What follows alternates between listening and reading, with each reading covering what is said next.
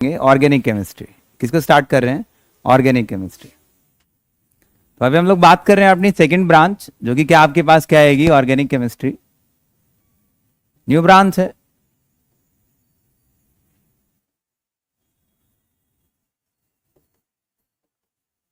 और organic chemistry में हम लोग स्टार्ट करेंगे 11th एंड 12th कंपाइल। आपको 11th में कुछ आता है या नहीं आता है कोई फर्क नहीं पड़ता। आपने 11th में कुछ पढ़ा है या फिर नहीं पढ़ा है उससे भी कोई फर्क नहीं पड़ता। हम लोग बिल्कुल बेसिक से स्टार्ट करेंगे, राइट भाई? तो यहाँ पे ऑर्गेनिक केमिस्ट्री में सबसे पहले हम लोग चेक करेंगे कुछ सिलेबस, या फिर ऑर्गेनिक केमिस्ट्री में हम लोग क्या क्या पढ़ने वाले हैं उनको चेक करेंगे। तो यहाँ पे आपके पास जो ऑर्गेनिक केमिस्ट्री में बेसिकली हम लोग बात करेंगे कार्बन कंपाउंड्स की। बेसिकली आपको डील करना है किसको? कार्बन को। किसको डील करना है बेटा? कार्बन। तो carbon and carbon related compounds हम लोगों को पढ़ने हैं, और उन carbon and carbon related compounds का क्या क्या सिलेबस जो आपको यहाँ पे डील करना है। तो सबसे पहले हम लोग 10 से 15 मिनट सिलेबस चेक करते हैं कि आपका टोटल सिलेबस क्या क्या रहेगा, किस तरीके से हम लोग टीच करेंगे ऑर्गेनिक केमिस्ट्री को, उसको हम लोग एक बार स्टार्ट करते हैं, राइट? तो जो आपके पास टोटल सिलेबस आएगा, यदि यहाँ पे आप इसका सिलेबस चेक कर रहे हो ऑर्गेनिक केमिस्ट्री का, तो सिलेबस क्या क्या है यहाँ पे। तो सबसे पहले हम लोग बेसिक बात करेंगे। किसकी बात करेंगे? बेसिक। और बेसिक में भी हम लोग जो डील कर रहे हैं वो डील कर रहे हैं जीओसी। किसको डील कर रहे हैं बेटा? जीओसी। और जीओसी का मतलब क्या है यहाँ पे? General organic chemistry. तो यहां पे आपको डील करना है जनरल ऑर्गेनिक केमिस्ट्री। और जनरल ऑर्गेनिक केमिस्ट्री में भी हम लोग क्या क्या पढ़ेंगे, किस किस तरीके से पढ़ेंगे, सारी की सारी केमिस्ट्री हम लोग कंपाइल फॉर्मेट में पढ़ना है यहाँ पे। तो यहाँ पे सबसे पहले हम लोग बात करेंगे आईयूपैक। कोई भी आपके पास कार्बन कंपाउंड है, उस कार्बन कंपाउंड का नाम कैसे लिखना है, और उसके नाम लिखने के लिए आपके पास क्या क्या रूल्स एंड रेगुलेशंस हैं, वो सारे की सारी हम लोग को डील करनी है, जिसको हम लोग कहेंगे क्या? International union of pure and applied chemistry. यदि आप सीबीएसई में बात करते हो तो सीबीएसई में एक क्वेश्चन आपको यहाँ पे मिलता है 1 नंबर का। यदि आप नीट में बात करते हो तो नीट में आपको एक क्वेश्चन यहां से मिलेगा ही मिलेगा। क्लियर है क्या? हर साल आपको 1 नंबर का सीबीएसई में नाम लिखने के लिए क्वेश्चन आता है 12th क्लास में, और एक क्वेश्चन आपसे किससे पूछता है? नीट से। स्ट्रेट फॉरवर्ड क्वेश्चन आता है। यदि आपको बेसिक रूल्स पता है तो आप आसानी से टैकल कर सकते हो, राइट भाई? उसके बाद सेकंड हम लोग बात करेंगे, जैसे आपको किसी भी कंपाउंड का नाम लिखना आ गया, तो एक कंपाउंड के अंदर 2 बॉन्ड्स होते, हम लोग कार्बन एंड हाइड्रोजन बॉन्ड की बात करेंगे, कार्बन एंड अदर आइटम्स की बात करेंगे। तो यहां पे आपके पास कुछ बॉन्ड्स आएंगे। जैसे आप बात करो कि आपके पास ए और बी, ए कार्बन है, बी कोई भी आपका अदर आइटम है, उनके बीच में बॉन्ड है। यहां पे जो आपके पास जो इलेक्ट्रॉन्स है, इन इलेक्ट्रॉन्स को हम लोग कहते हैं सिग्मा इलेक्ट्रॉन्स। क्या कहते हैं बेटा? Sigma electron. देखो आपने पढ़ा है 10th तक, यदि आपके पास सिर्फ एक बॉन्ड होता है उसको हम लोग कहते हैं सिग्मा बॉन्ड। आपके पास 2 बॉन्ड होते हैं तो एक होता है सिग्मा और एक पाई बॉन्ड। और आपके पास 3 बॉन्ड होते हैं तो एक हम लोग कहेंगे सिग्मा, और 2 क्या होते हैं आपके पास? Pi bond. या आप 11th क्लास केमिकल बॉन्डिंग में पढ़ के आ चुके हो। क्लियर है क्या? यदि आपके पास एक सिंगल बॉन्ड है तो क्या होगा? सिर्फ सिग्मा। 2 बॉन्ड होंगे तो एक सिग्मा और एक पाई। 3 बॉन्ड होंगे तो 1 is sigma and 2 is pi. Clear है क्या? अब यहां पे जनरली करते क्या है कि आपके पास जो सेकंड टॉपिक आप काउंट करो, मैं आपको कहता हूं कि आपके पास सिग्मा बॉन्ड है। कौन सा बॉन्ड है बेटा? मैं यहां पे कह रहा हूं कि आपके पास एक पाई बॉन्ड है। 2 केस हम लोग लेके चल रहे हैं, बेसिकली 2 ही बॉन्ड है, 1 is sigma, another 1 is pi. तो यहां पे जो आपके पास सिग्मा बॉन्ड की बात कर रहे हो, तो सिग्मा बॉन्ड में कौन से इलेक्ट्रॉन होंगे बेटा? Sigma electron. कौन से इलेक्ट्रॉन होंगे? Sigma electron. और जो पाई बॉन्ड आप डील करते हो, पाई बॉन्ड में कौन से इलेक्ट्रॉन होते हैं? Pi electrons. कौन से इलेक्ट्रॉन होंगे? Pi electrons. तो इन इलेक्ट्रॉन्स को मैं बोल रहा हूं कौन से इलेक्ट्रॉन? Pi electron. अब मैं आपसे क्वेश्चन पूछता हूं, ये सिग्मा इलेक्ट्रॉन्स और पाई इलेक्ट्रॉन्स का डिस्प्लेसमेंट पढ़ना है। क्या पढ़ना है? यदि आपको ये बेसिक नहीं आया तो आपको ऑर्गेनिक केमिस्ट्री में कोई भी रिएक्शन मैकेनिज्म नहीं कर पाओगे, कोई भी रिएक्शन को टैकल नहीं कर पाओ। क्लियर है क्या? और यहां पे हम लोग इनके डिस्प्लेसमेंट को नाम दे देते हैं क्या? Electron displacement effect. कौन से इफेक्ट की बात कर रहे हैं? इलेक्ट्रॉन डिस्प्लेसमेंट इफेक्ट, जो कि आपका जीओसी का सेकंड टॉपिक है। क्लियर है क्या? पहले हम लोग नाम लिखना सीख रहे हैं। नाम लिखने के बाद हम लोग एक कंपाउंड में सिग्मा इलेक्ट्रॉन कैसे डिस्प्लेस हो सकते हैं, सर पाई इलेक्ट्रॉन कैसे डिस्प्लेस हो सकते हैं उनके बारे में बात करेंगे, जिनको हम लोग क्या नाम दे रहे हैं, इलेक्ट्रॉन डिस्प्लेसमेंट इफेक्ट। यदि आपकी सिग्मा इलेक्ट्रॉन डिस्प्लेस करते हैं, देखो दो तरीके से डिस्प्लेस कर सकते हैं, या तो वो क्या करे, पार्शियली डिस्प्लेस करे। पार्शियली मतलब कोई बॉन्ड ब्रेक डाउन नहीं हो रहा, सर आपका sigma bond as it is है बट ब्रेक डाउन नहीं हुआ, बट सिग्मा इलेक्ट्रॉन क्या हो गए, डिस्प्लेस हो गए। क्या हो गए बेटा, कैसे, जैसे मैं आपको कहता हूं कि आपके पास एक ए बी बॉन्ड, और इस ए बी बॉन्ड में यदि हम लोग काउंट करें आपके पास कुछ सिग्मा इलेक्ट्रॉन है, सही है, क्या है, सिग्मा इलेक्ट्रॉन। और आप यहां पे कह रहे हो कि जो आपके पास बी है, मतलब इलेक्ट्रोनेगेटिविटी ऑफ बी आपने बढ़ा था। इलेक्ट्रोनेगेटिविटी का मतलब क्या है, सेट पेयर ऑफ इलेक्ट्रॉन्स को अपनी तरफ खींचने की एबिलिटी या फिर पावर, उसको क्या कहा गया, इलेक्ट्रोनेगेटिव। तो यहां पे मैं कह रहा हूं कि मान लो electronegativity of B electronegativity of A से ज्यादा है, कंसीडर करके चल रहे हैं, इलेक्ट्रोनेगेटिविटी ऑफ बी किससे ज्यादा है, इलेक्ट्रोनेगेटिविटी ऑफ ए से ज्यादा है। इसका मतलब क्या है, बी की सेट पेयर ऑफ इलेक्ट्रॉन्स को खींचने की पावर ज्यादा है। तो इसका मतलब ये सेट पेयर ऑफ इलेक्ट्रॉन किसकी तरफ भागेंगे, बी की तरफ। क्या कंप्लीट डिस्प्लेस हो रहा है क्या, नहीं। क्या कोई बॉन्ड ब्रेक डाउन हो रहा है क्या, नहीं। बट इलेक्ट्रॉन्स क्या हो गए, डिस्प्लेस हो गए, मूव कर रहे हैं। क्लियर है क्या। तो यहां पे आपके पास इस तरीके की कंडीशन डेवलप होंगी, ए आपके पास, बी आपके पास, सही है क्या। और जो इलेक्ट्रॉन्स है वो बी के पास आपको दिखेंगे, किसके पास दिखेंगे, अब इलेक्ट्रॉन्स नेगेटिवली चार्ज होते हैं। कैसे चार्ज होते हैं बेटा, नेगेटिवली चार्ज। तो बी के ऊपर कौन सा चार्ज आएगा, यहां पे नेगेटिव। भाई बी ने इलेक्ट्रॉन्स को खींचा है तो बी के पास इलेक्ट्रॉन्स हैं, राइट। तो बी के पास इलेक्ट्रॉन्स है तो बी क्या हुआ, नेगेटिव चार्ज, बी क्या हुआ। तो यहां पे हम लोग कहते हैं कि जो बी आपका नेगेटिवली चार्ज है और ए के पास इलेक्ट्रॉन्स की कमी होगी तो कैसा हुआ। तो यहां पे जो ये डेल्टा हम लोग इंडिकेट कर रहे हैं, इसको मैं बोल रहा हूं पार्शियल चार्ज। क्या बोल रहा हूं, वाई पार्शियल चार्ज, क्योंकि बॉन्ड ब्रेक डाउन नहीं हो रहा sir. Complete positive complete negative कब आता है, जब वो कंप्लीटली इलेक्ट्रॉन दे दे, कंप्लीटली इलेक्ट्रॉन ले ले। बट यहां ऐसा नहीं है, सिर्फ क्या हुआ, इलेक्ट्रॉन्स का डिस्प्लेसमेंट हुआ। नहीं, बी तो नेगेटिव इलेक्ट्रॉन्स की वजह से हुआ ना, कि इलेक्ट्रॉन्स बी के पास आ गए तब नेगेटिव चार्ज हुआ, सही है भाई। तो यहां पे बी के पास इलेक्ट्रॉन है तभी वो क्या हुआ, नेगेटिवली चार्ज। और नेगेटिव चार्ज कौन सा, पार्शियल या कंप्लीट, पार्शियल। यदि मैं इसी को ऐसे लिखता तो ये आपका कहलाता है कंप्लीट चार्ज। क्या कहलाता है, और ये क्या इंडिकेट करता है, partial charge, partial positive charge और पार्शियल नेगेटिव चार्ज। क्लियर है। यदि आपके पास इस तरीके से सिग्मा इलेक्ट्रॉन डिस्प्लेस करते हैं तो उस इफेक्ट को हम लोग नाम दे देते हैं क्या, यहां पे उस इफेक्ट को हम लोग एक नाम देके चलते हैं, इंडक्टिव इफेक्ट। सीखेंगे अभी हम लोग, बहुत बेसिक बात कर रहे हैं। कौन सा इफेक्ट नाम देते हैं बेटा, इंडक्टिव इफेक्ट। यदि आपके सिग्मा इलेक्ट्रॉन्स पार्शियली डिस्प्लेस करते हैं टुवर्ड्स मोर इलेक्ट्रोनेगेटिव एटम, तो एक आपके पास इफेक्ट आएगा। This effect is known as inductive. Syllabus check कर रहे हैं, अभी डिटेलिंग नहीं है, नॉर्मल हम लोग बात कर रहे हैं। सेकेंड हम लोग बात करते हैं कि सर ऐसा केस हो जाए कि आपका सिग्मा बॉन्ड या सिग्मा इलेक्ट्रॉन्स ब्रेक डाउन हो जाए। भाई सिग्मा बॉन्ड टूट भी तो सकता है, टूट के किसी दूसरे आइटम के पास जा सकते हैं इलेक्ट्रॉन्स। यदि ऐसा कुछ होता है तो हम लोग एक नेक्स्ट टाइप का इफेक्ट पढ़ते हैं जिसको हम लोग कहते हैं हाइपर कॉन्जुगेशन। क्या कहेंगे बेटा, हाइपर कॉन्जुगेशन, सही है क्या। और हाइपर कॉन्जुगेशन इफेक्ट में आपका कंप्लीट शिफ्टिंग होती है सिग्मा इलेक्ट्रॉन्स की। इंडक्टिव इफेक्ट में पार्शियल शिफ्टिंग होती है किसकी, सिग्मा इलेक्ट्रॉन्स की। दो केस, राइट। यदि आपकी सिग्मा इलेक्ट्रॉन डिस्प्लेस करते हैं तो कौन से इफेक्ट अराइज हुए, one is inductive effect and second one is hyper conjugation effect. Clear है। बट मान लो यहां पे मैं पाई इलेक्ट्रॉन्स को शिफ्ट कराता हूं, कोई ना कोई इफेक्ट आएंगे नहीं आएंगे, सारा रोल इलेक्ट्रॉन्स का है। कभी भी कोई आप मैकेनिज्म पढ़ोगे, किसी भी रिएक्शन को कराओगे तो वहां पे कौन इन्वॉल्व होगा, इलेक्ट्रॉन्स। यदि आपको इलेक्ट्रॉन्स का मोमेंट समझ आ गया, इलेक्ट्रॉन्स का डिस्प्लेसमेंट समझ आ गया, तभी तो आप रिएक्शंस करा पाओगे। इसीलिए हम लोग ये सारी चीजें पढ़ रहे हैं।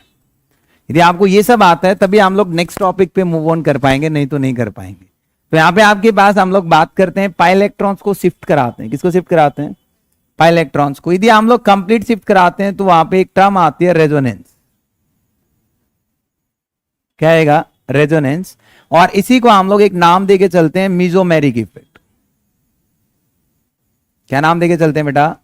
मिजोमेरिक इफेक्ट, रेजोनेंस इफेक्ट या फिर मिजोमेरिक, जिसमें हम लोग पाई इलेक्ट्रॉन्स को क्या कराएंगे? शिफ्ट कराएंगे, या डिलोकेलाइज भी कहते हो। क्या कहते हो? डिलोक आएगा तो हम लोग पढ़ेंगे।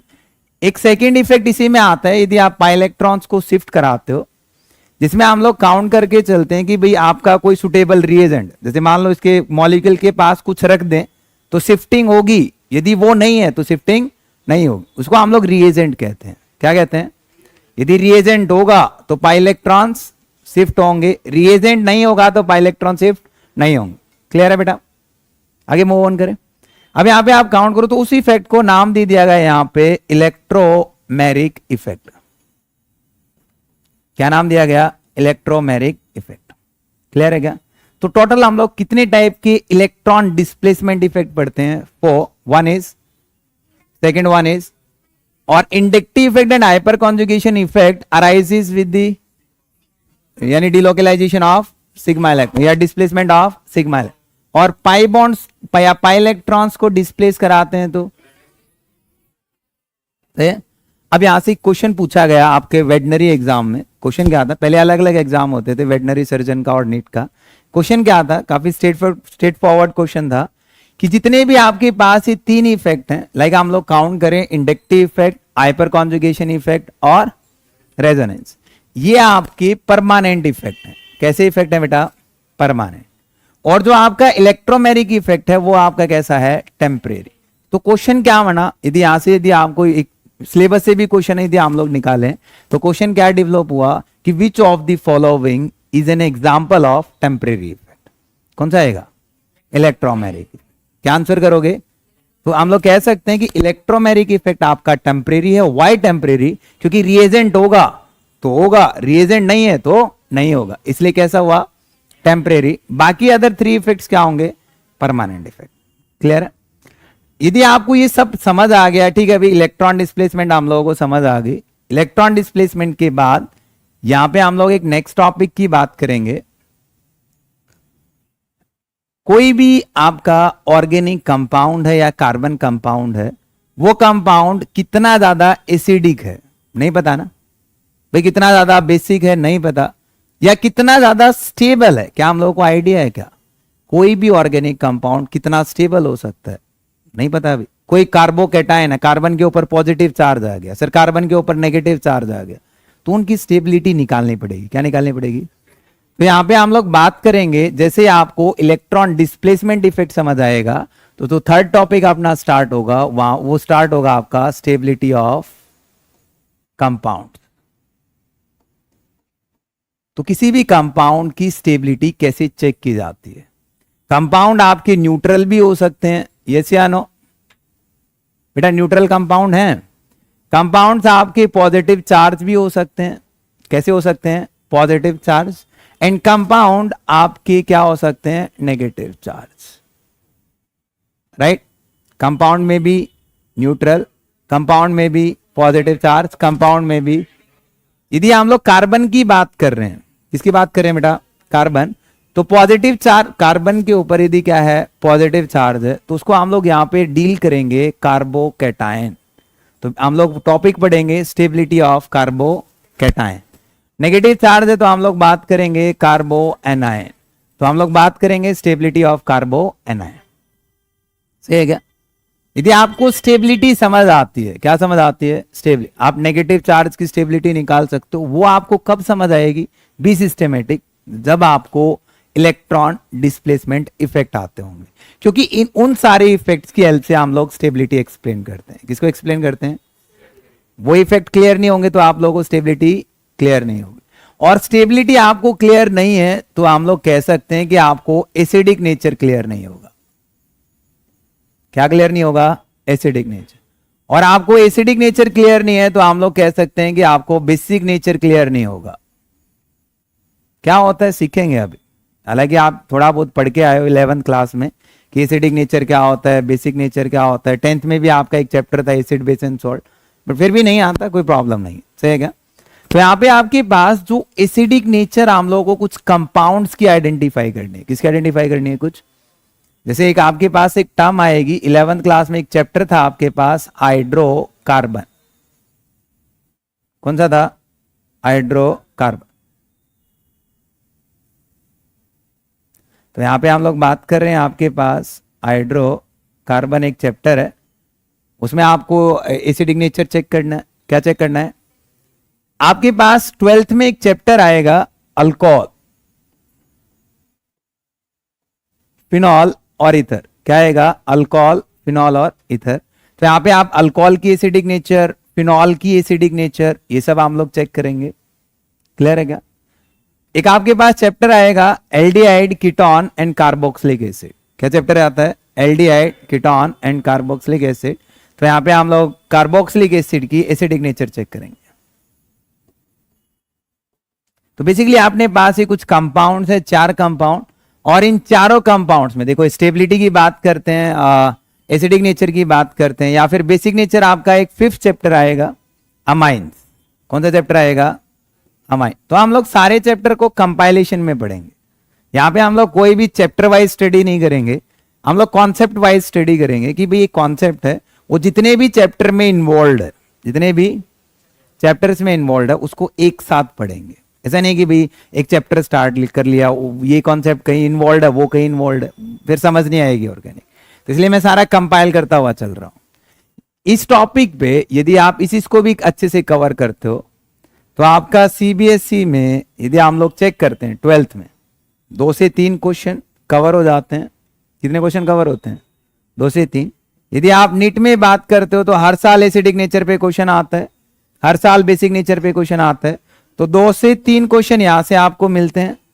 क्या मिलेंगे? 2 से 3 क्वेश्चन।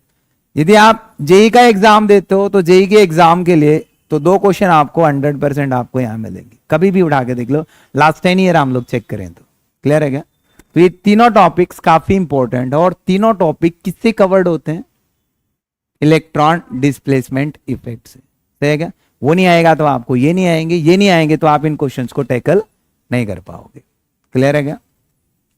जैसे आपको स्टेबिलिटी पता चल जाएगी, एसिडिक नेचर पता चल जाएगी, बेसिक नेचर पता चल जाएगी, हम लोग नेक्स्ट टॉपिक पे मूव करेंगे। तो यहां पे हम लोग कुछ रिएजेंट्स पढ़ेंगे। क्या पढ़ेंगे? रिएजेंट्स। किसकी बात करेंगे बेटा? रिएजेंट। और रिएजेंट यदि आप चेक करो तो हम लोग 2 अलग अलग टाइप के रिएजेंट लेके चलेंगे, या फिर आप रिएक्टेंट कह सकते हो, जिनको हम लोगों को क्या करना है? रिएक्ट कराना। तो यहां पे आप 2 अलग अलग टाइप के रिएजेंट पढ़ोगे। एक आपके पास आएगा न्यूक्लियोफाइल, एक हम लोग बात करेंगे आपके पास आएगा क्या? Electrophile. One is nucleophile and second one is electrophile. 2 अलग अलग टाइप के आपको क्या डील करने हैं? रिएजेंट। क्या होते हैं वो बाद में सीखेंगे। सही? जैसे आपको रिएजेंट समझ आ गया, उन्हीं रिएजेंट के बेसिस पे आपकी कुछ टाइप ऑफ रिएक्शन स्टार्ट कर लेंगे, और इन्हीं टाइप ऑफ रिएक्शन को मैं नाम दे दूंगा रिएक्शन मैकेनिज्म।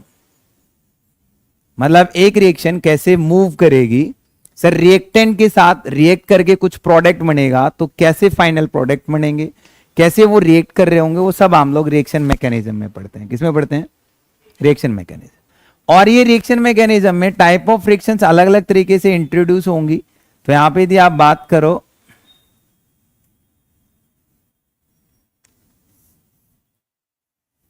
दो अलग अलग टाइप की रिएक्शंस को हम लोग डिवाइड करते हैं। एक हम लोग बात करेंगे एडिशन रिएक्शंस की। किसकी बात कर रहे हैं? Addition reaction. एक हम लोग बात कर रहे हैं, आपके पास आएंगी सब्स्टिट्यूशन रिएक्शन। कितनी रिएक्शंस डील कर रहे हैं फिलहाल? 2। One is and second one is. अब एडिशन किसका हो सकता है? न्यूक्लियोफाइल का। एडिशन किसका हो सकता है? इलेक्ट्रोफाइल का। सब्स्टिट्यूट कौन कर सकता है? न्यूक्लियोफाइल। सब्स्टिट्यूट कौन कर सकता है? इलेक्ट्रोफाइल। तो कुछ रिएक्शन समझ आएंगी। तो यहां पे हम लोग बात करेंगे, यदि आप न्यूक्लियोफाइल को ऐड कराना चाहते हो, किसको ऐड कराना चाहता हूं, तो उसको हम लोग नाम देंगे क्या? Nucleophilic addition reaction. क्या नाम देंगे बेटा? Philic addition reaction. सारा जितना भी पोर्शन आप डील करोगे सब सिस्टमेटिक होगा। ठीक है? कोई भी रटाफिकेशन नहीं है। यदि आपने कॉन्सेप्ट अंडरस्टैंडिंग अच्छे से रखी तो आपको ऑर्गेनिक बहुत इजी लगेगी। डन। उसके बाद मैं कहता हूं कि न्यूक्लियोफाइल आप ऐड कर रहे हो, यहां पे इलेक्ट्रोफाइल भी तो आप ऐड कर सकते हो। क्या ऐड कर सकता हूं? इलेक्ट्रोफाइल। तो उसको हम लोग बोलेंगे इलेक्ट्रोफिलिक एडिशन रिएक्शन, क्या बोलेंगे, इलेक्ट्रोफिलिक एडिशन रिएक्शन। ऐसे यहां पे यदि हम लोग बात करें सब्स्टिट्यूशन पार्ट्स की, किसकी बात कर रहे हैं, कितने टाइप का होगा, दो, कौन कौन सा, या तो न्यूक्लियोफाइल की वजह से, या फिर आपका, तो यहां पे हम लोग लिखेंगे या तो न्यूक्लियोफाइल की वजह से आ रहा है, जिसको क्या नाम दे रहे हो, न्यूक्लियोफिलिक सब्स्टिट्यूशन रिएक्शन। अलग अलग चैप्टर में अलग अलग टाइप की रिएक्शन इन्वॉल्व होंगे, सही है। या फिर आप डील कर रहे होगे क्या, electrophilic substitution reaction, electrophilic substitution reaction, सही है। कितने टाइप की रिएक्शंस आ गई, 4, कितने टाइप की, 4, या तो इलेक्ट्रोफाइल ऐड हो रहा हो या न्यूक्लियोफाइल ऐड हो रहा हो, सही है। या फिर हम लोग बात करें या तो इलेक्ट्रोफाइल सब्स्टिट्यूट हो रहा हो या फिर न्यूक्लियोफाइल सब्स्टिट्यूट, क्लियर है क्या। उसके बाद कुछ एक्स्ट्रा रिएक्शंस है, जैसे हम लोग बात करेंगे, एक आपके पास टर्म आएगी न्यूक्लियोफिलिक फ्री रेडिकल सब्स्टिट्यूशन। क्या होते हैं फ्री रेडिकल, वो सब हम लोग डील करेंगे। एक 5th टाइप की रिएक्शन, इसकी बात करेंगे न्यूक्लियोफिलिक फ्री रेडिकल सब्स्टिट्यूशन। एक हम लोग बात करेंगे इसी में एलिमिनेशन रिएक्शन, ये सब इसी का पार्ट, जो हम लोग बात करें सब्स्टिट्यूशन का ही पार्ट, एलिमिनेशन पार्ट, इन्हीं रिएक्शंस की सब रिएक्शंस हम लोग बात करेंगे।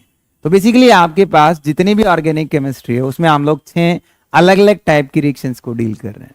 वो आपको रिएक्शन कब आएंगी, जब आपको बेसिक सब आता होगा, क्लियर है। आपको जैसे रिएक्शंस आ जाएंगी तो रिएक्शंस के बाद हम लोग बात करेंगे कुछ अदर रिएजेंट्स की, किसकी, रिएजेंट, जैसे कुछ ऑक्सीडाइजिंग एजेंट होते हैं, कुछ आपके क्या होते हैं, रिड्यूसिंग एजेंट होते हैं। तो यहां पे हम लोग कुछ एजेंट यूज करेंगे जो आपकी हेल्प करेंगे एक कंपाउंड को दूसरे कंपाउंड में क्या करने के लिए, चेंज करने के लिए। एक कंपाउंड है, कोई भी कार्बन कंपाउंड है, ऑर्गेनिक कंपाउंड है, उस कार्बन कंपाउंड को किसी दूसरे कंपाउंड में चेंज करना है तो आपको क्या रिक्वायर्ड होंगे, एजेंट। और यहां पे हम लोग 2 अलग अलग टाइप के एजेंट यूज करेंगे। एक आपके पास आएगा ऑक्सीडाइजिंग एजेंट, क्या आएगा, और सेकंड हम लोग यूज करेंगे यहां पे क्या, रिड्यूसिंग एजेंट, सही है क्या। मतलब ऑक्सीडाइजिंग एजेंट वो एजेंट होंगे जो किसी भी ऑर्गेनिक कंपाउंड का ऑक्सीडेशन कराने के काम आएंगे। किसके काम आएंगे, रिड्यूसिंग एजेंट वो एजेंट होंगे जो किसी भी कंपाउंड का क्या कराने काम आएंगे, रिडक्शन कराने के काम आएंगे। कुछ सिलेक्टेड है वो हम लोग डील करेंगे जब हम लोग टॉपिक पढ़ रहे होंगे, क्लियर है। उसके बाद हम लोग, अब जो नेक्स्ट टॉपिक आएगा वो आएगा टेस्ट। क्या आएगा, टेस्ट। टेस्ट क्या होते हैं, मान लो आपके पास अलग अलग फंक्शनल ग्रुप होते हैं। अभी क्या होता है फंक्शनल ग्रुप, अभी हम लोग फर्स्ट एडिंग उसी की डालेंगे, सही है क्या। तो यहां पे हम लोग बात करेंगे उन फंक्शनल ग्रुप को कैसे डिटेक्ट करेंगे, इस ऑर्गेनिक कंपाउंड में क्या क्या है। भाई लैब में आप कुछ ना कुछ टेस्ट करोगे नहीं करोगे, कुछ ना कुछ एनालिसिस करोगे नहीं करोगे। वो एनालिसिस हम लोग पहले थ्योरेटिकल चेक करेंगे, फिर आप उसको एक्सपेरिमेंटल चेक कर सकते हो कि भाई इसमें ये कंपाउंड है तो पहले आप ये मिलाओ, फिर आप इसमें ये ऐड करो, फिर इसमें आप ये ऐड करो। तो आपके पास अलग अलग टेस्ट आएंगे। जैसे हम लोग करते हैं टेस्ट फॉर अल्कोहल, किसके लिए बात करते हैं बेटा, टेस्ट फॉर अल्कोहल, अल्कोहल के टेस्ट हैं। हम लोग बात करते हैं आपके पास कार्बोक्सिलिक एसिड के टेस्ट हैं। किसके टेस्ट हैं बेटा, कार्बोक्सिलिक एसिड। हम लोग बात करते हैं आपके पास एल्डिहाइड आएगा, आपके पास कीटोन आएगा, उनके टेस्ट हैं। एक आपके पास अमाइन आएगा, अमाइन के टेस्ट है। और इन टेस्ट के ऊपर देखो जो आपकी टाइप ऑफ रिएक्शंस थी, लास्ट स्लाइड पे चलते हैं। ये जो टाइप ऑफ रिएक्शन है, इन टाइप ऑफ रिएक्शन में यदि आप सीबीएसई काउंट करते हो, जितना भी कन्वर्जन है भाई आपका कम से कम ये मान लो 7 से 8 सब इसी से जाएगा। 7 से 8 किसमें जाएगा, हो गया।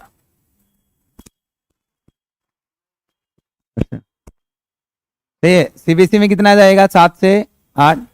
वहां हम लोग नीट की बात करते हैं तो नीट में आप काउंट करो तो 7 से 8 क्वेश्चन आपको यहां से दिख जाते हैं। यदि आपको टाइप ये पूरा चैप्टर है, 75% सिलेबस है आपका। क्या ये 75% सिलेबस क्लियर है क्या। यदि आपको यहां तक ये सब फिनिश हो जाता है तो हम लोग 75% अपना सिलेबस किसका, ऑर्गेनिक का फिनिश कर जाते हैं। उधर से फिर हम लोग बात करें जेई का, वही आपके कुछ क्वेश्चंस हैं, यहां से 4 से 5 क्वेश्चंस कवर हो जाते हैं। और यदि आप टेस्ट की बात करते हो, रिएजेंट्स की बात करते हो, ये आपका कन्वर्जन आता है यहाँ पे, तो कन्वर्जन से क्वेश्चन आता है 2 नंबर का सीबीएसई, और टेस्ट से क्वेश्चन आता है 1 क्वेश्चन। वैसे आपका टोटल पार्ट डिवाइडेड है।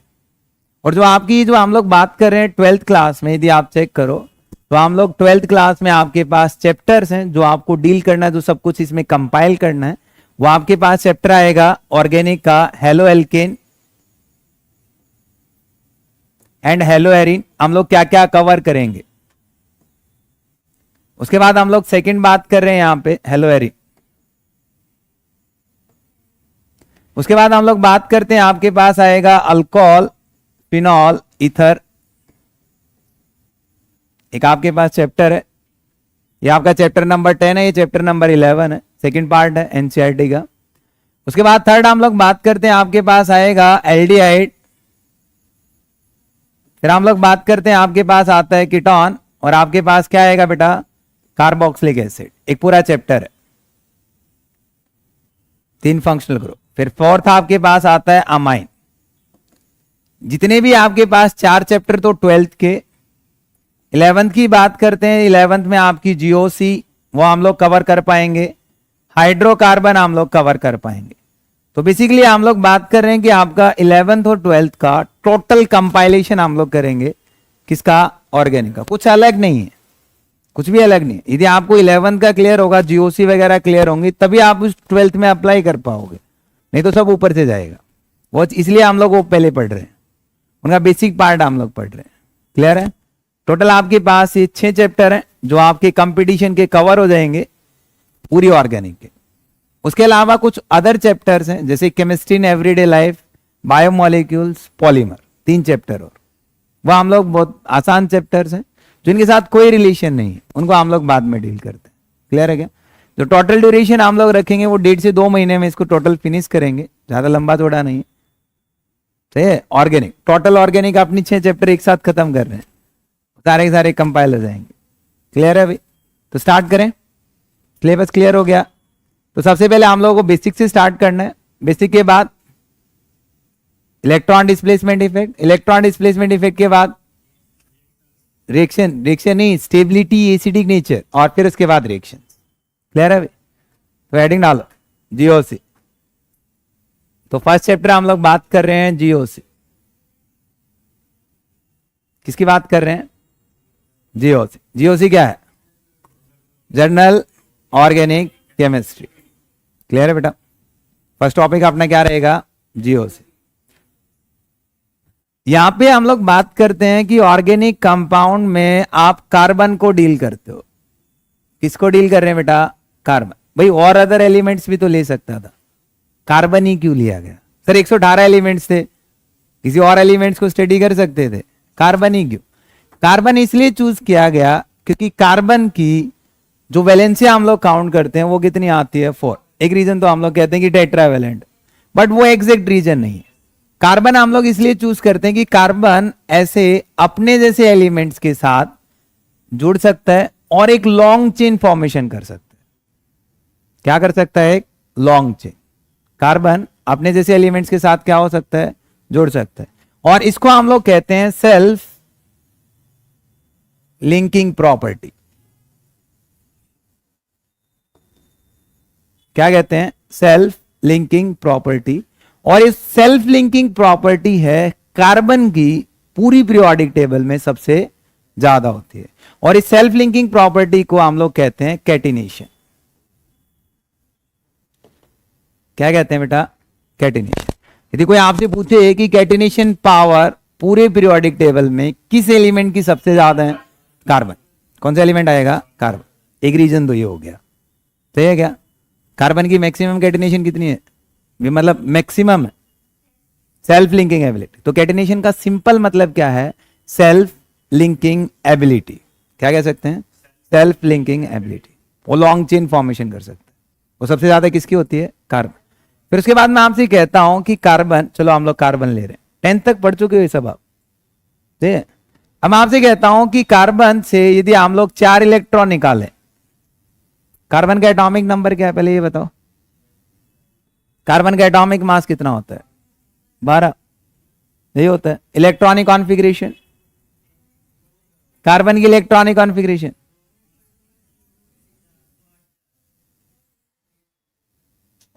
यदि यहां पे हम लोग कार्बन का एटॉमिक नंबर लेके चलते हैं तो आपके पास इलेक्ट्रॉनिक कॉन्फ़िगरेशन यदि आप चेक करो,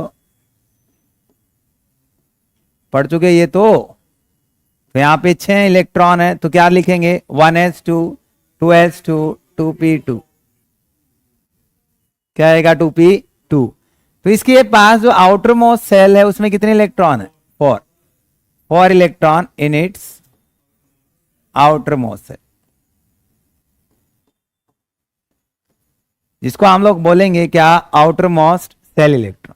तो इसका मतलब कार्बन कभी भी पार्टिसिपेट करेगा बॉन्ड फॉर्मेशन में या लिंकेज फॉर्मेशन में तो कितने इलेक्ट्रॉन्स तक पार्टिसिपेट कर सकता है 4, और एक एलिमेंट की किसी दूसरे एलिमेंट के साथ कंबाइन करने की कैपेसिटी को क्या कहते हैं कैटिनेशन, सही है क्या कहते हैं, या फिर यहां पे हम लोग टर्म यूज करते हैं कि combining capacity of an atom, उसको क्या बोलेंगे वैलेंसी, क्या बोलेंगे।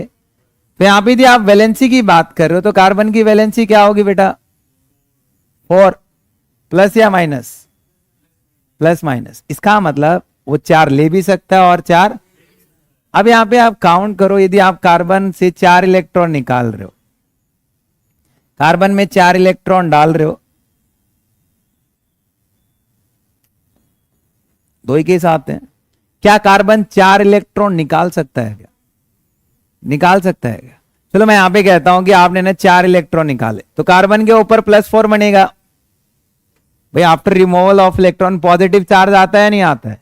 मैं आपको कहता हूं कि इसमें आप 4 इलेक्ट्रॉन डाल दो तो -4 बनेगा, सही है भाई। नंबर ऑफ प्रोटॉन्स बोलो, कार्बन के पास कितने प्रोटॉन है 4 इलेक्ट्रॉन निकालने के बाद, number of protons remain same, electron nucleus में होते हैं प्रोटॉन्स तो पॉजिटिव चार्ज, तो हम लोग कहते हैं कि 6 प्रोटॉन, कितने आएंगे इलेक्ट्रॉन, 4 इलेक्ट्रॉन निकल गए तो कितने इलेक्ट्रॉन बचे 2, तो हम लोग कहते हैं कि 6 प्रोटॉन है और कितने इलेक्ट्रॉन है बेटा 2, क्लियर है क्या। यहां पे हम लोग काउंट करते हैं, प्रोटॉन 6 हैं बट इलेक्ट्रॉन कितने हैं 10, सही बेटा, होने तो 6 ही चाहिए थे, जितना एटॉमिक नंबर होता है उतने नंबर ऑफ प्रोटॉन उतने नंबर ऑफ क्या होते हैं इलेक्ट्रॉन। अब यहां पे आप एक लॉजिकल सोचो कि सर यहां पे आप काउंट करो 6 प्रोटॉन्स 2 इलेक्ट्रॉन को स्ट्रांगली पकड़ के रखेंगे तो इसका मतलब वहां पे अट्रैक्शन फोर्स काफी हाई होगा। क्या आपको नहीं लगता है कि 4 इलेक्ट्रॉन निकालना कार्बन एटम से वेरी डिफिकल्ट प्रोसेस है, क्योंकि हम लोग इतनी एनर्जी दे ही नहीं पाएंगे इलेक्ट्रॉन निकालने के लिए, क्यों, क्योंकि अट्रैक्शन फोर्सेस काफी हाई हैं। जैसे जैसे आप इलेक्ट्रॉन निकालते जाओगे अट्रैक्शन फोर्सेस क्या होते जाएंगे बढ़ते जाएंगे, क्लियर है क्या, इसलिए ये चीज भी नहीं बनेगी। फिर हम लोग कहते हैं 4 इलेक्ट्रॉन आप डाल रहे हो, क्या 6 प्रोटॉन्स 10 इलेक्ट्रॉन को होल्ड कर पाएंगे, क्या इजी होगा या डिफिकल्ट होगा। तो यहां पे हम लोग कह सकते हैं कि यहां पे अट्रैक्शन फोर्स कम होगा सर, वीक अट्रैक्शन फोर्स है, तो इसका मतलब 6 पॉजिटिव चार्ज 10 नेगेटिव चार्ज को इफेक्टिवली होल्ड नहीं कर पाएंगे, क्या नहीं कर पाएंगे इफेक्टिवली होल्ड, तो इसलिए यह भी फॉर्मेशन नहीं होगा। इसीलिए कार्बन कभी भी आयनिक बॉन्ड फॉर्म नहीं करता, क्लियर है क्या। यहां पे आप कह सकते हो कि कार्बन इन्हीं 2 प्रॉपर्टीज की वजह से क्या नहीं बना रहा है यहां पे आयनिक बॉन्ड, बट कार्बन क्या फॉर्म करेगा ओनली कोवलेंट बॉन्ड, ठीक है, बॉन्डिंग थोड़ी बहुत पढ़ के आए वो इन्वॉल्व होगी। तो यहां पे हम लोग कह सकते हैं कि कार्बन जो आपके पास है सर वो आयनिक बॉन्ड नहीं बनाएगा, क्यों नहीं बनाएगा, क्योंकि आयनिक बॉन्ड में loss and gain of electron होता है, one atom loss electron another atom, तो कार्बन ना तो लॉस कर सकता ना गेन कर सकता, तो इसलिए वो कौन सा बॉन्ड नहीं बना रहा आयनिक। बट मैं कहता हूं कि कार्बन कोवलेंट बॉन्ड बना सकता है, क्या बना सकता है, और कोवलेंट बॉन्ड का मतलब क्या है शेयरिंग ऑफ इलेक्ट्रॉन, एक एटम किसी दूसरे एटम के साथ क्या करेगा म्यूचुअल शेयर करेगा, मतलब एक इलेक्ट्रॉन एक एटम देगा दूसरा इलेक्ट्रॉन, तो दोनों आपस में क्या कर लेंगे, इसको रिक्वायरमेंट है तो ये ले लेगा, इसको रिक्वायरमेंट है तो ये ले लेगा, उसको हम लोग कहेंगे क्या म्यूचुअल शेयरिंग ऑफ इलेक्ट्रॉन। तो यहां पे बेसिकली आपके पास क्या होगा म्यूचुअल शेयरिंग ऑफ इलेक्ट्रॉन, समझे। तो यहां पे आप काउंट कर सकते हो, जैसे आपके पास कार्बन है क्या है बेटा, कार्बन के पास कितने इलेक्ट्रॉन्स हैं? 4। कितने हैं? 4। तो ये शेयर कर सकता है क्या? मान लो मैं यहाँ 4 हाइड्रोजन लगाऊं, एक हाइड्रोजन के पास कितने होते हैं? 1। तो एक एक शेयर कर सकते हैं या नहीं कर सकते हैं? और ये जो इलेक्ट्रॉन्स हैं, इन इलेक्ट्रॉन्स को शेयर्ड इलेक्ट्रॉन्स कहते हैं। यही आपके म्यूचुअल शेयर्ड इलेक्ट्रॉन्स हैं, सही है क्या? और जो बॉन्ड बना उस बॉन्ड को क्या कहेंगे? कोवलेंट। इसलिए हम लोग कहते हैं कि कार्बन आपका क्या बनाता है? कोवलेंट। रीजन समझ आ रहा है? तो हम लोग जितनी भी ऑर्गेनिक केमिस्ट्री हम लोग पढ़ रहे हैं उसमें किसको डील कर रहे हैं? कार्बन को। किसको? कार्बन को। क्लियर है क्या? और उन कार्बन में कौन सा बॉन्ड होता है? कोवलेंट। कार्बन को क्यों चूज किया गया? क्योंकि वो अपने जैसे एलिमेंट के साथ क्या कर सकता है? जुड़ सकता है। सेल्फ लिंकिंग मतलब उसकी कैटिनेशन पावर क्या है? पूरी पीरियोडिक टेबल में मैक्सिमम। क्लियर है क्या? उसके बाद हेडिंग डालो। हम लोग नेक्स्ट बात कर रहे हैं, छोटा सा टॉपिक है, फिनिश ही कर लेते हैं, बाकी फिर नेक्स्ट क्लास में देखेंगे। यहां पे हेडिंग डाल रहे हैं भाई, आपके पास एक टर्म आती है जो आप बार बार यूज करोगे, फंक्शनल ग्रुप।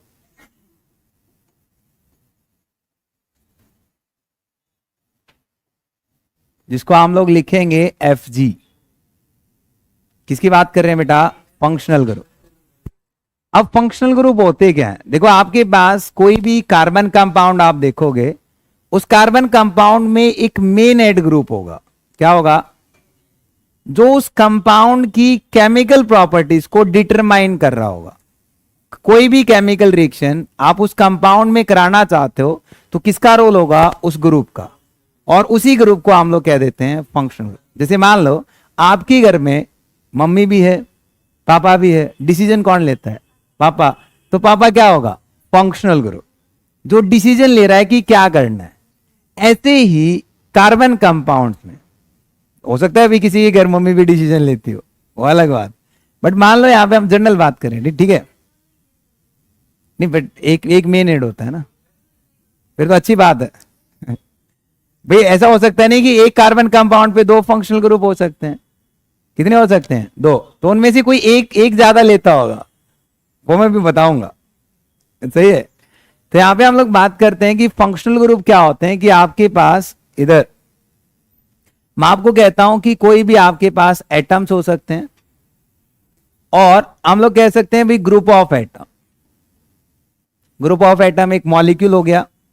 क्या कह रहे हैं हम लोग? एटम और ग्रुप ऑफ एटम, जिसको हम लोग क्या नाम देंगे? Functional group. जो क्या करता हो? एटम और group of atom which determine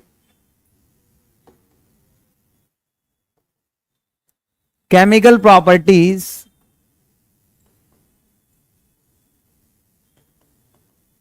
of an organic compound।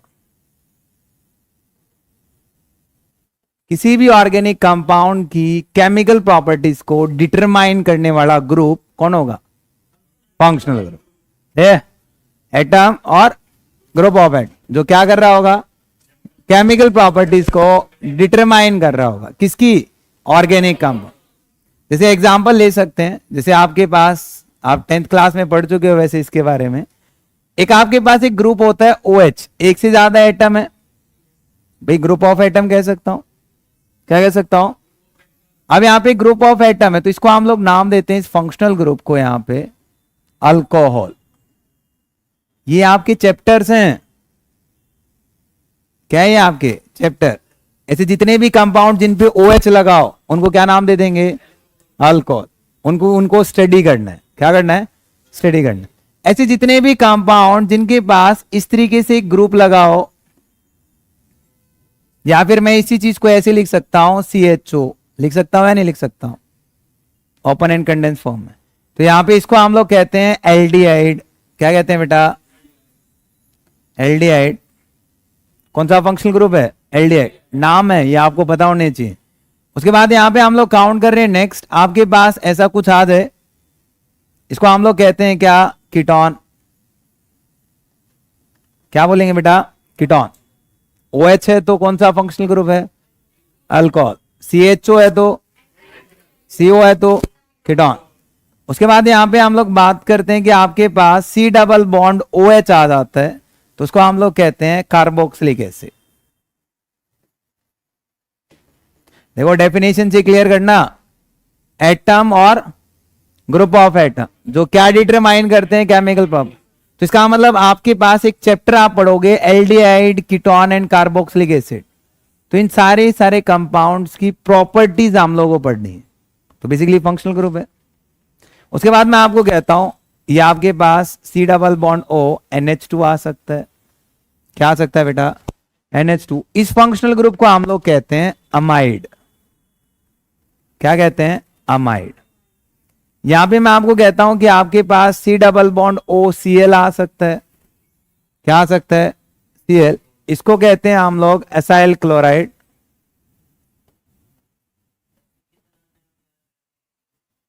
जो आपके यूज होते हैं वो आपको याद रखने, जो यूज नहीं होते वो उनको हम लोग देख ही नहीं रहे। ये आपके सारे यूज होंगे। जैसे जैसे आप चैप्टर पढ़ते जाओगे उन चैप्टर्स में इसका इन्वॉल्वमेंट बढ़ता जाएगा, वो इन्वॉल्वमेंट हम लोग को चेक करना। उसके बाद यहां पे हम लोग बात करते हैं, आपके पास ऐसे एक टर्म लिखी मिलेगी, इसको हम लोग कहते हैं एनहाइड्राइड। क्या कहते हैं बेटा? एनहाइड्राइड। क्लियर है क्या? एक सिंपल फॉर्म में आपको लिखा मिलेगा यहां पे CN, इसको आप लोग बोलोगे क्या? नाइट्राइल। क्या बोला जाता है? नाइट्राइल। आपके पास लिखा मिलता है यहां पे आपको NH2। क्या लिखा मिलता है? NH2। इसको हम लोग कहते हैं अमाइन। क्या कहते हैं बेटा? अमाइन।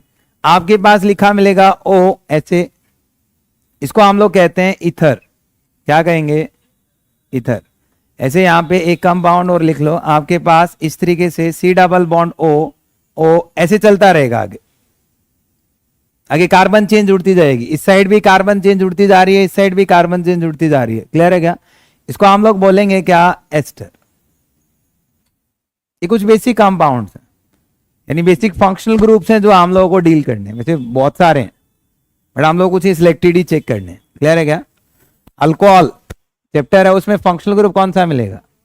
मतलब जितने भी कार्बन कंपाउंड्स हैं उन कार्बन कंपाउंड्स में यदि OH कहीं आपको दिखता है तो उन कंपाउंड्स को क्या नाम देंगे? CHO है तो क्या नाम देंगे? CO है तो COH है तो कार्बोक्सिलिक एसिड, CONH2 है तो C डबल बॉन्ड O है तो एस्टर। फिर ये क्या आएगा? NH2 amide, Cl acyl chloride, C double bond OCO है तो एनहाइड्राइड, CN है तो NH2 अमाइन और O है तो ईथर। इनको हम लोग क्या कहेंगे? Functional group. क्या बोलेंगे बेटा? क्या था फंक्शनल ग्रुप? एटम और ग्रुप ऑफ एटम। सारे ग्रुप ऑफ एटम है, तो इसका मतलब किसी भी कार्बन के साथ ये सब जुड़े होंगे, उनमें हम लोग को इनके थ्रू ही सारी प्रॉपर्टीज निकालनी है। उनको हम लोग क्या नाम देंगे? Functional group.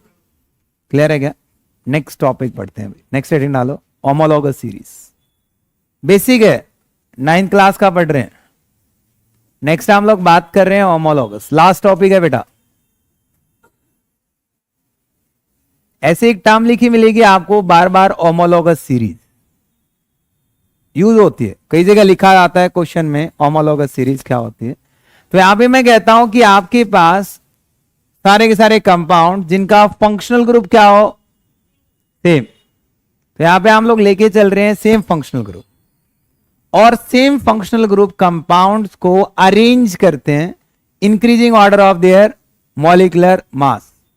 कैसे अरेंज करते हैं? Increasing order of there molecular mass, जिसको हम लोग क्या कहेंगे? एक सीरीज अराइज होगी, जिसको क्या नाम दिया गया? जैसे एग्जांपल यदि हम लोग बात करें कि आपके पास जैसे डेफिनेशन बनाएंगे, होमोलॉगस सीरीज ऑफ अल्कोहल लेके चलते हैं। अल्कोहल कौन सा फंक्शनल ग्रुप था? OH।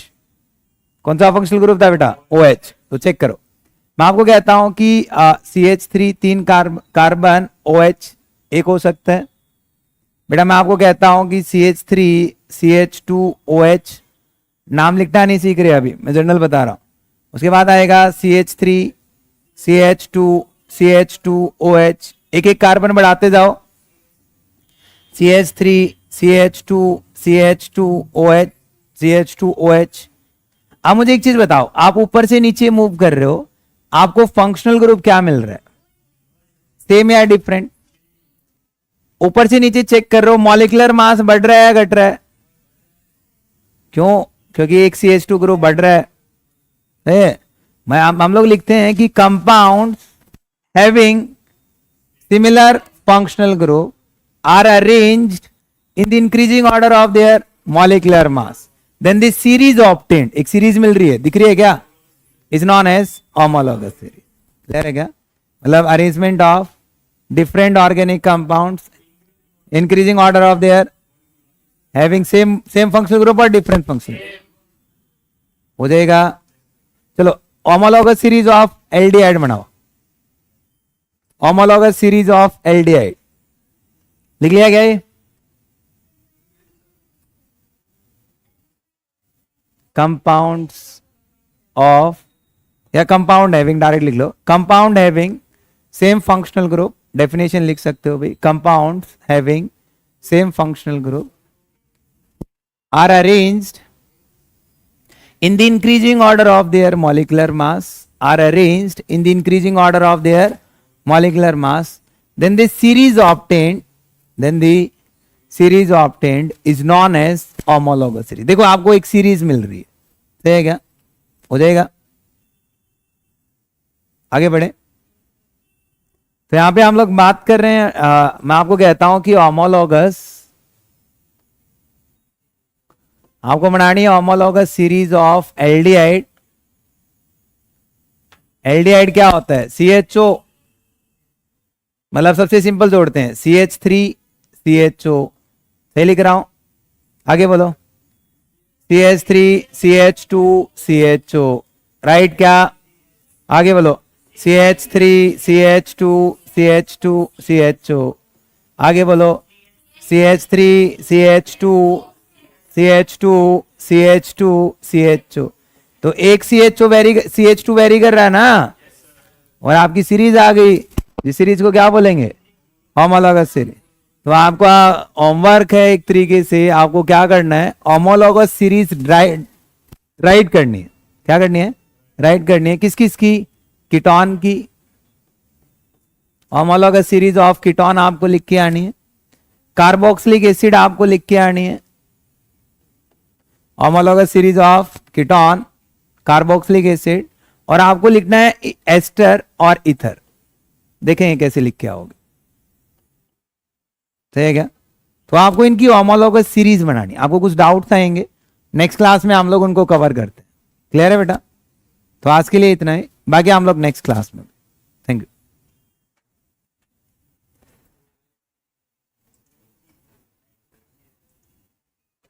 वो ऐसे भीख मांगने से नहीं आता.